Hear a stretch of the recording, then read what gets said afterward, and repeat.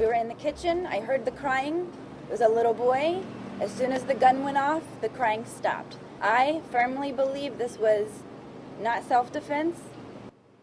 Late breaking this noon, more pressure being put on the Sanford Police Department after the shooting of 17-year-old Trayvon Martin. Thanks for joining us. I'm Sion Rhodes. That teenager's family and 2 witnesses urging police to arrest Neighborhood Watch Captain George Zimmerman today. WESH 2's Gail Pascal Brown live in Sanford. And Gail, the witnesses say police have not been listening to what they're saying. Yeah, they say they also have tried to tell their story more than once. The bottom line here, the attorneys for the family, Trayvon Martin's family, says if the Sanford Police Department continues to say that one of the witnesses' statements were inconsistent, he will assist in helping file a complaint against the department involving witness tampering, obstruction of justice, and witness intimidation.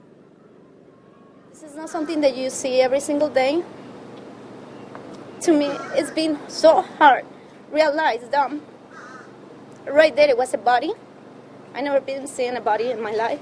Selma Mora Lamila and her roommate, Mary Kutcher, are 2 witnesses Sanford police questioned in the shooting death of Trayvon Martin on February 26. The 2 say they were in their kitchen of their townhome at the retreat of Twin Lakes in Sanford when they heard the whining of a child. Selma ran to the back of the porch and saw a man identified as George Zimmerman. She asked him 3 times what happened. 3rd time I said, "What's going on right there?" He said, "Just call the police." She said George Zimmerman walked nervously around the body. Police say Mary Kutcher's statements to the press were inconsistent with sworn testimony and were consistent with information George Zimmerman gave of self-defense. My point is that I feel it was not self-defense because I heard the crying, and if it was Zimmerman that was crying, Zimmerman would have continued crying after the shot went off. Mary Kutcher says she attempted to go to the police multiple times. Multiple people had my phone number, and not one person called me back.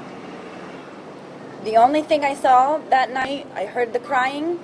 We were in the kitchen. I heard the crying. It was a little boy. As soon as the gun went off, the crying stopped. Therefore, it tells me it was not Zimmerman crying. But this whole situation is a nightmare. And I don't understand why this man has not been arrested, at least charged, and let a judge and jury decide if he's guilty. The family's attorney wants federal investigators to look into the teenager's murder, adding the whole world is watching to see how this is going to conclude. We want an arrest. How many nights do they have to go to bed knowing that the killer of their son is walking around free? Thank you very much.